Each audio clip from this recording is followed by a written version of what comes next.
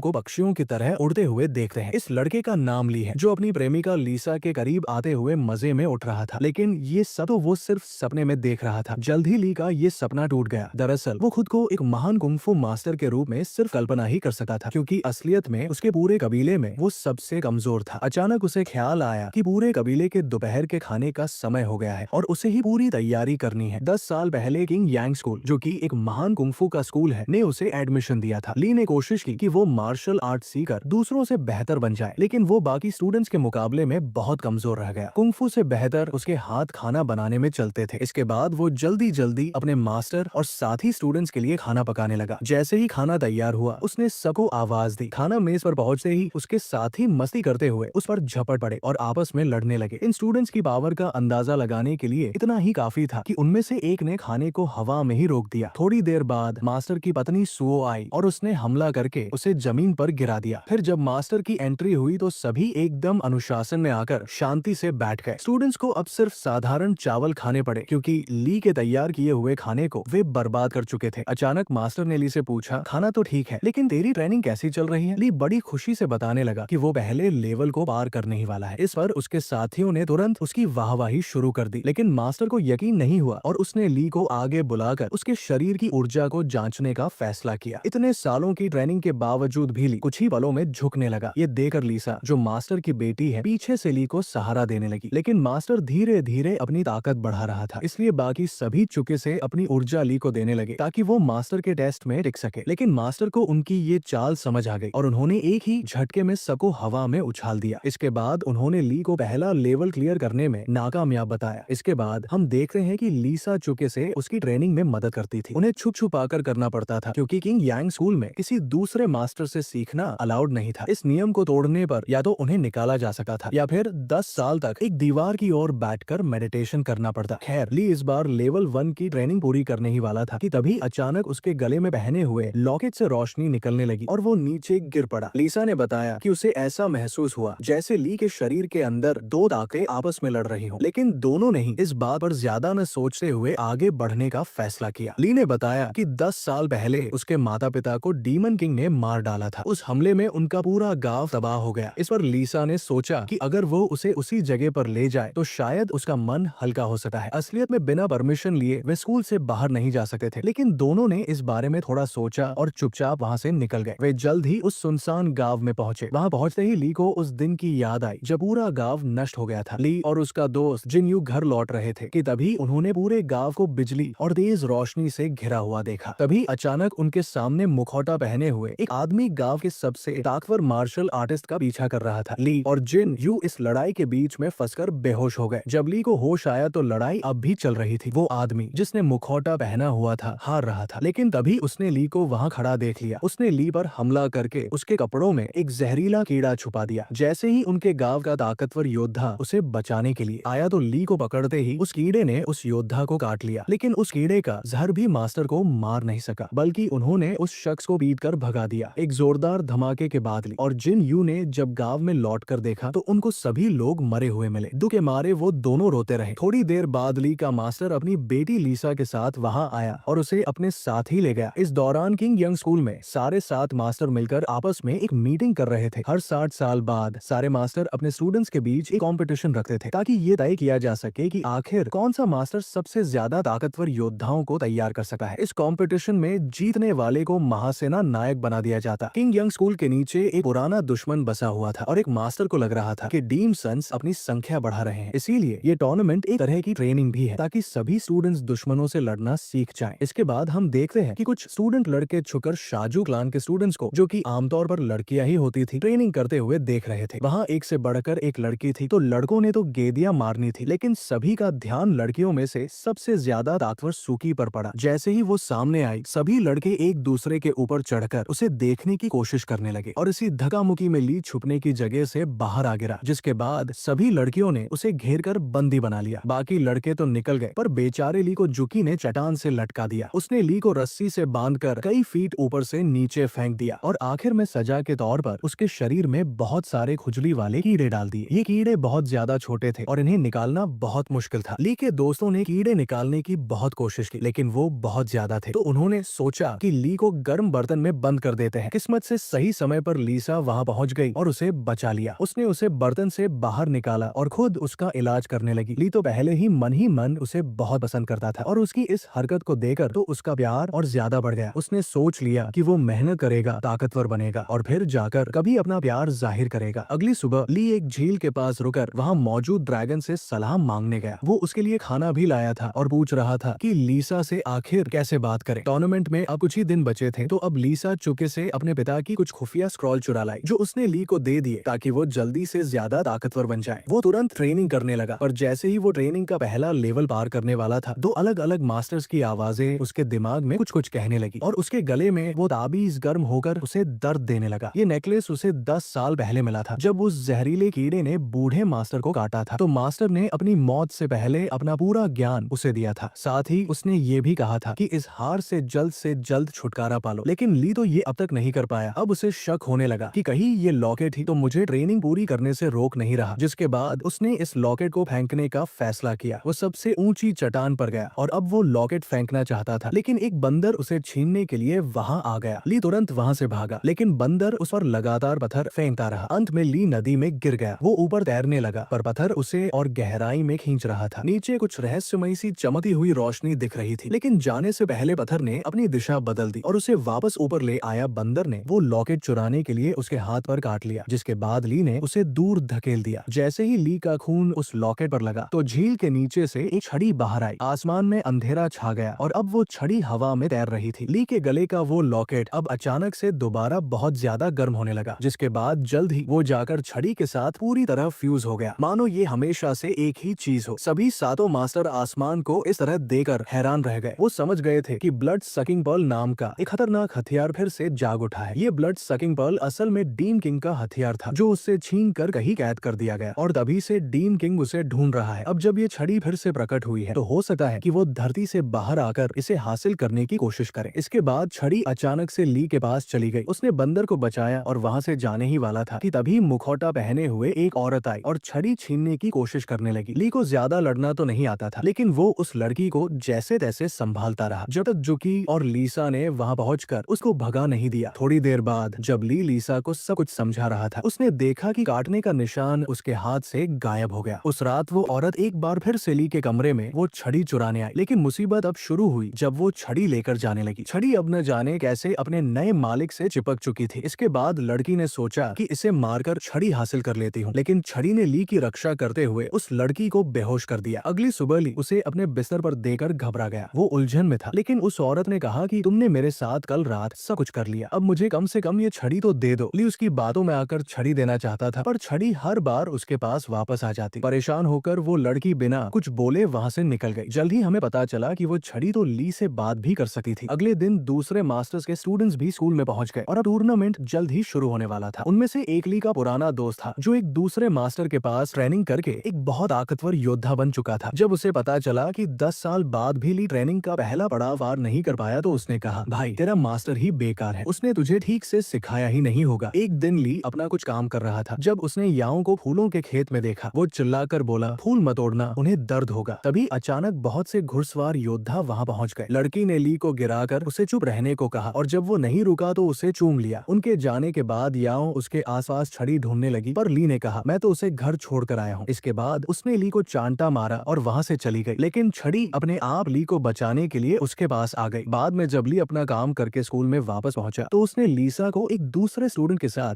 चिपकी करते हुए देखा। लीसा ये भी नहीं जानती थी कि ली उससे प्यार करता है। वो अनजाने में उसके सामने ही अपने प्रेमी की बातें करती रहती। मेरा बॉयफ्रेंड तो ऐसा है, वो ऐसा करता है। ली चुपचाप उसकी बातें सुनकर मुस्कुरा रहा था, लेकिन अंदर ही अंदर टूट रहा था। अपना गुस्सा निकालने के लिए वो पास ही एक चट्टान पर जाकर जोर जोर से चिल्लाने लगा, लेकिन उसके दोस्तों ने उसे सुन लिया। शर्म के कारण वो वहाँ से भाग गया। भागते हुए उसे कुछ लोग पीछा करते हुए दिखे। तभी याओ उससे मिली। दोनों एक गुफा में छुप गए। वहाँ ली ने याओ से सवाल किए। वो अपने मास्टर से छुप रही थी क्योंकि उसने एक नियम तोड़ा था। बातें करते वक्त वो कई बार छड़ी को छीनने की कोशिश करती, लेकिन उसका बस नहीं चला। गुस्से में आकर उसने अपना हथियार निकाला, लेकिन इससे पहले कि वो हमला करती, छड़ी ने खतरा महसूस करके उसे बेहोश कर दिया। ली को कुछ समझ नहीं आ रहा था, फिर भी वो उससे अच्छे से पेश आया। कुछ देर बाद ली खाना लेने बाहर गया। वापस आया तो देखा कि लड़की कुछ पका रही थी। पहले उसे लगा कि कहीं उसने उसका बंदर तो नहीं पका दिया, लेकिन वो जला हुआ खरगोश था। इसके बाद ली ने एक और खरगोश को छड़ी पर पकाया। लड़की ने उसे चकर कहा कि उसे अपनी माँ के पकाए हुए गोश्त की याद आ गई। टूर्नामेंट का दिन आ ही गया। हर मास्टर के 7 स्टूडेंट्स को चुना गया था जो आपस में लड़कर फैसला करेंगे कि आखिर नंबर 1 कौन है। इस टूर्नामेंट में अब कुल 49 स्टूडेंट्स थे। ये तय हुआ कि जिसके हाथ में नंबर 1 बॉल आएगी वो सीधे अगले पड़ाव में पहुंचेगा। जैसे ही बॉल्स को हवा में छोड़ा गया, सब उड़ कर उन्हें पकड़ने लगे। एक मास्टर ने देखा कि ली अकेला ऐसा स्टूडेंट था जो उड़ा नहीं। सब उस पर हंसने लगे क्योंकि वो कुंफू में इतनी आगे तक पहुंचा ही नहीं था। इससे पहले कि ली जमीन पर पड़ी बॉल उठाता, जुकी ने चुके से बॉल बदल दी। इससे ली को नंबर 1 बॉल मिल गई। ली सोच में पड़ गया। जब उसने जुकी का शुक्रिया अदा किया तो जुकी कहने लगी, मैं यहाँ लड़ने आई हूँ। बिना लड़े आगे बढ़ने में मुझे कोई इंटरेस्ट नहीं है। मैंने ये अपने लिए किया है, तुम्हारे लिए नहीं। टूर्नामेंट शुरू हुआ और इतनी स्टूडेंट्स पहले दौर में ही बाहर हो गए। शाम को देखा कि जुकी अभी भी ट्रेनिंग कर रही थी। वो काफी थकी हुई थी और बीमार लग रही थी। उसके मास्टर ने उसे आराम करने को कहा, लेकिन जुकी का कहना था कि वो किसी भी हालत में जीतना चाहती है क्योंकि उसकी मास्टर कमजोर हो रही थी। दूसरे पड़ाव में जुकी ने अपने अपोनेंट को बिना तलवार चलाए हरा दिया। उसे देकर अब सभी घबराने लगे थे। अब ली की बारी आई और उसके दोस्त उसे देखने आए थे। सभी ने उसे हल्के में लिया पर ली ने बड़ी ही आसानी से विरोधियों को हराया। लड़ाई के दौरान उसकी आंखों के सामने थोड़ी धूल आ गई और इसी दौरान छड़ी ने खुद ब खुद आकर उसकी मदद की। फिर ली ने बताया, मैंने क्वालिफाई कर लिया। उसकी बात सुनकर सभी दंग रह गए। अगले राउंड में उसका मुकाबला अपने बचपन के दोस्त जिंग यू से था। जिंग यू को लग रहा था कि ली उससे कमजोर है तो उसने पहले वार करने का मौका दिया, लेकिन छड़ी की मदद से ली ने जोरदार हमला करके जिंग यू को हरा दिया। जिंग यू गुस्से में कहने लगा, तूने अपनी ताकत छुपाई और मुझे धोखा दिया, ये ठीक नहीं किया। वो इतना नाराज हो गया कि ली से दोस्ती तोड़कर चला गया। रात को ली का बंदर उसे महिला योद्धाओं के इलाके में ले गया जहाँ जुकी नदी किनारे बेहोश पड़ी थी। ली ने उसे उठाया और देखा कि वो कमजोर हो चुकी थी। उसने जुकी को टूर्नामेंट छोड़ने की सलाह दी, लेकिन जुकी ने कहा, मैं किसी भी हालत में टूर्नामेंट जीत कर रहूंगी। अगले दिन सभी स्टूडेंट्स और उनके मास्टर्स ली और जुकी के फाइनल मुकाबले के लिए जमा हुए, लेकिन ली के पास अपनी छड़ी नहीं थी क्योंकि जिंग यू के गुस्से के बाद उसने छड़ी को फेंक दिया था। छड़ी के बिना ली शुरुआत में ही घायल हो गया। जब जुकी ने उसे सरेंडर करने को कहा तो उसने इनकार कर दिया। वो अपनी आखिरी सांस तक लड़ने को तैयार था। टूर्नामेंट खत्म करने के लिए जुकी ने अपनी तलवार निकाली, लेकिन तभी छड़ी लौट आई। छड़ी को छूते ही ली के घाव भर गए। छड़ी ने जुकी पर जबरदस्त हमले किए, लेकिन ली ने जुकी को घायल देकर उसे रोक दिया। उनकी इस लड़ाई के बीच मैंदी मनी क्लैन वहां पहुंच गया। कई सारे स्टूडेंट्स एक बच्चे की चीख सुनकर जंगल की तरफ गए, लेकिन वो डीमन का बिछाया हुआ एक जाल था। एक पपेट मास्टर ने उन्हें अपने काबू में करके एक दूसरे को मारने पर मजबूर कर दिया। अब कई राक्षस धरती के नीचे से निकलकर स्टूडेंट्स को मारने लगे ताकि डीमन किंग के स्कूल में आने का रास्ता साफ हो जाए। खैर, सभी 7 मास्टर्स ने ली की छड़ी को पहचान लिया और वो समझ गए कि यही डीम किंग का वो खास हथियार ब्लड सकिंग पर्ल है। छड़ी को छीन कर ली को कैद कर दिया गया। उन्हें शक था कि ली ने शायद किसी काले जादू की ट्रेनिंग ली है, और उसके मास्टर ने कहा कि 10 साल हो गए स्कूल से बाहर नहीं गया लड़का। तभी एक स्टूडेंट वहाँ दौड़ते हुए आया और उन्हें जंगल के हादसे के बारे में बताया। इसके बाद सभी समझ गए कि ली ने कोई गड़बड़ नहीं की क्योंकि वो तो कैद में पड़ा है। फिर भी उन्होंने ली और छड़ी को बंद ही रखा और जांच करने निकले। याओ मौका देकर ली को छुड़ाने के लिए पहुंची, लेकिन वो वहाँ से भागना ही नहीं चाहता था क्योंकि उसे डर था कि अगर वो भागा तो सारा इल्जाम उसके ऊपर आ जाएगा। लेकिन फिर याओ को उसे बेहोश करके वहाँ से ले जाना पड़ा। छड़ी ली को बचाने के लिए सामने आई तो याओ ने उसे समझाया, मैं तेरे मास्टर को कुछ नहीं कर रही, मैं तो उसे बचाने आई हूँ। जिसके बाद छड़ी भी याओ की मदद करने लगी, लेकिन याओ झूठ बोल रही थी और वो उसे अपने पिता के पास ले गई जो डीमन किंग निकला। डीमन किंग ने ली को देखते ही हमला किया, लेकिन याओ ने बीच में आकर अपने पिता का मुकाबला किया। वो चाहती थी कि उसके पिता ली को सिखाएं, न कि मार डाले। उसने ली को बचाने की कोशिश तो की, लेकिन वो अपने पिता की शक्ति के सामने ज्यादा देर टिक नहीं पाई। ली अकेला था तो उसने अपनी छड़ी पर ही भरोसा रखा। वो सभी 7 मास्टर्स के वहां पहुंचने तक डीमन किंग का मुकाबला करता रहा। डीमन किंग बहुत ज्यादा ताकतवर था और उसका मुकाबला करने के लिए 7 मास्टर्स ने अपनी शक्तियों को जोड़कर हमला किया। ली अपने मास्टर्स की शक्ति को देखकर हैरान रह गया क्योंकि उन्होंने वही बिजली वाला हमला किया था जिसने कभी उसके गांव को तबाह कर दिया था। उसे समझ आया कि इन मास्टर्स में से ही एक ने उसके गांव को तबाह किया है, लेकिन ये अभी पार्टी बदलने का टाइम नहीं था। अपने मास्टर्स को मुसीबत में देकर उसने उनकी मदद की। इस दौरान उसका शरीर दोनों तरफ की ऊर्जा को खींचने लगा, अच्छी भी और बुरी भी। इससे वो कब नौसिखिया से एक अलग ही लेवल पर पहुंच गया पता ही नहीं चला। डी मास्टर तुरंत ही समझ गया कि ली कोई आम इंसान नहीं है। उसके शरीर में 3 अलग अलग तरह के कुंफू थे। उसने चेतावनी दी कि ली की ताकत स्कूल की बर्बादी का कारण बनेगी और अचानक वहाँ से गायब हो गया। मास्टर्स घबरा गए और सोचा कि ली को मारना होगा। उसने अपने मास्टर्स को अपने ऊपर हमला करते हुए देकर धोखा महसूस किया। अब वो इतना ज्यादा ताकतवर था कि चाहे तो उन सभी को तबाह कर दे। वो अपने मास्टर पर जानलेवा वार करने ही वाला था कि तभी लीसा